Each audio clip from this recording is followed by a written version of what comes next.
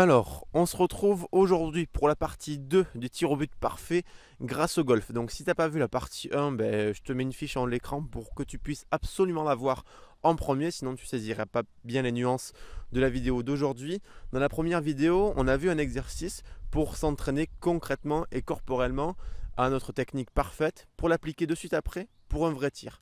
Et aujourd'hui, on va utiliser non pas une astuce de Mike Lorenzo Vera, mais une astuce de Tiger Woods et qui était aussi utilisée par Jack Nicklaus, donc deux golfeurs de renom que j'ai même pas besoin normalement de vous présenter. Et l'astuce ici est un petit peu invisible, elle va pas être forcément montrable en vidéo. C'est une technique de visualisation. Tiger Woods, j'ai lu dans un livre, ne tape normalement jamais un seul coup de golf sans s'être représenté via l'imagination et l'imagerie mentale le coup qu'il allait faire. Donc c'est-à-dire avant chaque coup, il se représente et s'imagine le coup qu'il va faire.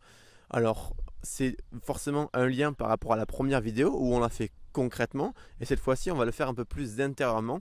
Donc ça c'est vraiment une astuce qui peut être appliquée en match. L'exercice concret peut être appliqué à l'entraînement.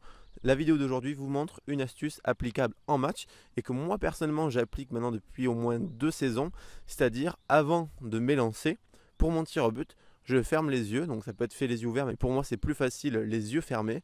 Je ferme les yeux et j'imagine corporellement ce que je vais devoir réaliser au moment de la frappe, c'est-à-dire au niveau de l'ouverture, au niveau du relâché, au niveau de la traversée.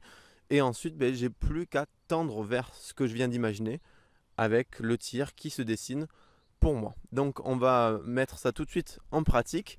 Alors comme je le dis, c'est un petit peu moins montrable qu'aujourd'hui. On va simplement, hop, je passe mon ballon à peu près correctement.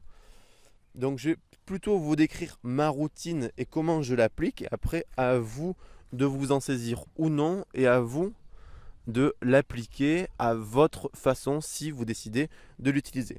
Donc je prends 1, 2, 3, 4, 5. Dans ma routine, j'espère que je suis toujours dans le cadre.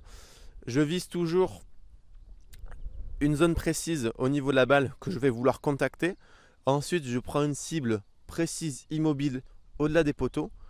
Et une fois que je suis concentré sur mes deux cibles, celle-ci et celle-là, pour faire abstraction de tout ce qu'il y a autour, je prends une dernière grande respiration, les yeux fermés, où j'imagine ce que je vais devoir faire. Et à force de le faire, j'ai en une microseconde, j'ai le flash, j'ai la vidéo, j'ai l'image de ce vers quoi je dois tendre pour une belle technique et par conséquent pour une réussite.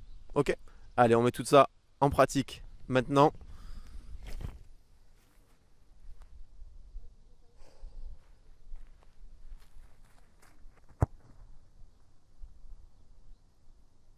Donc je pense que c'est une astuce que tu as dû assez rarement entendre ou que tu viens de découvrir.